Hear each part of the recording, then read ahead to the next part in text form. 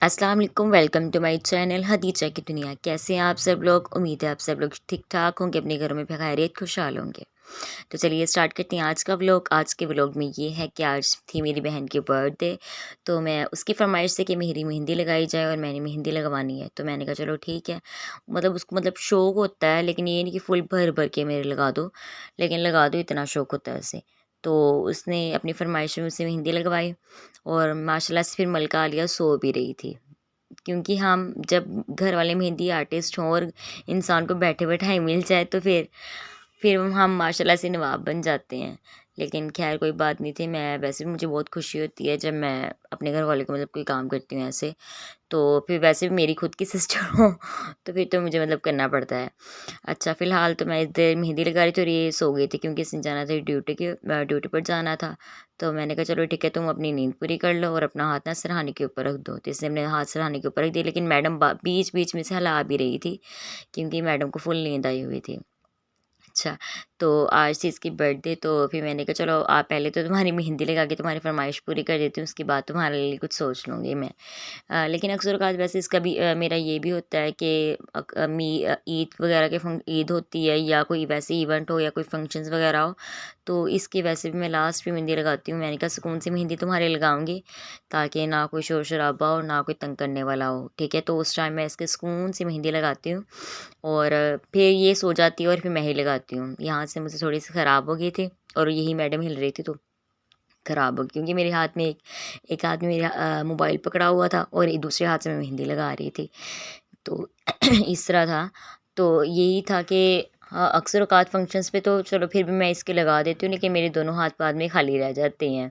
तो ये कहती होती है कि चलो मैं तुम्हारी मेहंदी लगा देती हूँ एक हाथ पे। और फिर ये भी मसला होता है, जो मेहंदी आर्टिस्ट होता है जिसको बहुत अच्छी चीज़ बनाने या करनी आती है, उसको दूसरों की चीज़ ज़रा मुश्किल से पसंद आती है। तो ये रिलेट कर सकते होंगे आप लोग इस चीज़ से मुझसे। तो फिर यही है कि फिर मैंने कहा चलो ठीक है, गुज़ारे ही सही, लेकिन चलो एक हाथ पे ये लगा देती है मेरे, लेकिन फिर भी ये अच्छी लगा देती है, क्योंकि ये मेरे साथ रह रहा है कि इसने सीख ली है। तो बाकी दूसरे हाथ में मैं वैसे भी खुद ही लगा लेती हूँ, क्योंकि मुझसे अपने लेफ्ट हैंड पे राइट हैंड पे तो लगती नहीं, मैं अपने लेफ्ट हैंड पे तो लगा भी लेती हूँ फिर मेहंदी इस तरह। असल में अगर मैं आपको बताऊँ तो मुझे मेहंदी मैंने किसी से सीखी नहीं थी। और वैसे मुझे जितने भी कि मुझे अपनी क्लासमेट्स मिली थी मुझे, या बेस्ट फ्रेंड्स मिली थी, या जितनी भी फ्रेंड्स मिली थी, वैसे क्लास फेलोज़ आप जिसे बोलते हैं, वो तकरीबन जितने मुझे मिली थी ना, वो बहुत अच्छी मेहंदी आर्टिस्ट थी। इवन कि उनकी ड्राइंग भी बहुत कमाल की थी। तो मैंने उनसे सीखा नहीं था, ना उनसे मैंने ये बोला कि मुझे आके सिखा दें या प्रॉपर बता दें आप क्या करते हैं। मैं जस्ट उनको देखती होती थी। उसके बाद मैंने घर आके प्रैक्टिस करनी, खुद ही फ्लावर्स बना देने, कुछ डिज़ाइंस बनाना स्टार्ट कर देने। मुझे बहुत शौक होता था डिज़ाइंस वगैरह बनाने का। लेकिन मैंने बाद में फ़ील्ड अपनी स्टडी के रिलेटेड मैंने अपनी फ़ील्ड जो चूज़ की वो बहुत गलत चूज़ की थी।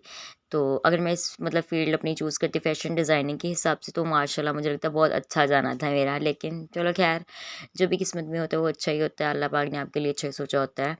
तो मैंने फिर कि मुझे इतने अच्छे मेहंदी के डिज़ाइंस बनाने आ गए। जब मैं मेहंदी लगाती हूँ किसी की, तो यही बोलते हैं कि आपने कहीं से मेहंदी सीखी है?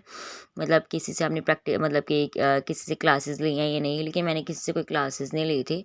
इवन कि मैंने अपना यूट्यूब के मेहंदी चैनल भी बनाया हुआ था। आई थिंक 2 साल पहले की बात है। तो उसमें माशाल्लाह मेरे अच्छे खासे सब्सक्राइबर्स हो चुके थे। लेकिन अनफॉर्चुनेटली ये हुआ कि बदकिस्मती से कि मेरे साथ मैंने अपना अकाउंट खुद ब खुद ही डिलीट कर दिया। और वहाँ पे मेरी मेहंदी के अकाउंट की रीच अच्छी खासी जा रही थी। मैं वहाँ पे ट्यूटोरियल्स भी दे रही थी कि मेहंदी के आप हम्प्स कैसे बना सकते हैं। अंदर अगर आपने फ्लोरल डिज़ाइंस बनाने हों, या आपने डिफरेंट किस्म के जो भी कि बनाते हैं हम लोग, टिक्कीज़ जो डिफरेंट किस्म की होती है, वो कैसे आपने बनानी है, गोल टिक्की कैसे बनानी है, कि ईज़ी से ईज़ी मैं उनको वे भी बताती थी। इवन कि मेरा यहाँ पे एक मैंने टिकटॉक अकाउंट भी मेरा था, अभी भी है, वहाँ पे मेरा है, जहाँ पे मैंने अपनी मेहंदी की वीडियोस पोस्ट की हुई हैं। तो अगर आपको चाहिए हो तो आप मुझे बता सकते हैं, तो मैं आपको कमेंट सेक्शन में वो पिन अप कर दूँगी वहाँ पे।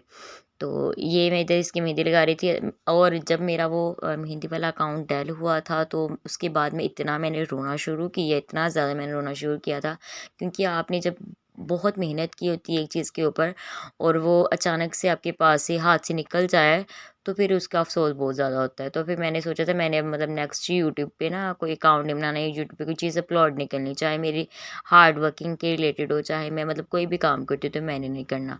अब भी मुझे तकरीबन 2 या साल या 3 साल हो चुके हैं, तो उसके बाद फिर से मैंने स्टार्ट किया। अगर मैं अपना ज़ाती एक्सपीरियंस बताऊँ यूट्यूब के ऊपर, तो मैं इतनी इनकंसिस्टेंस बोल लीजिए या आप वो बोल लीजिए कि मैं मतलब कि कंसिस्ट नहीं रह सकती एक चीज़ पे।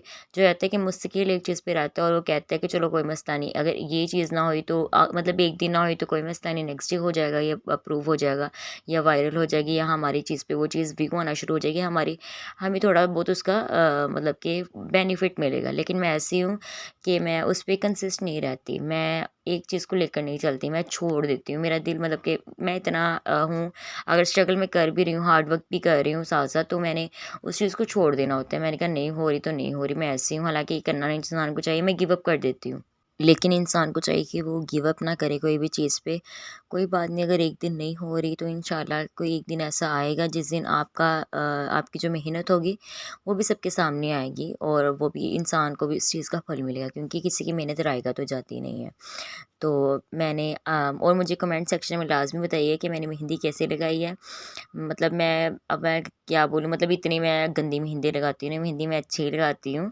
अगर आप मेरे ट्यूटोरियल्स देखेंगी वो अगर मेरे वो टिकटॉक अकाउंट पे मेरे ट्यूटोरियल्स देखेंगी तो आपको पता चल जाएगा, मेरे मतलब काफ़ी ज़्यादा मैंने मेहंदी की वहाँ पे वीडियोज़ अपलोड की हुई थी।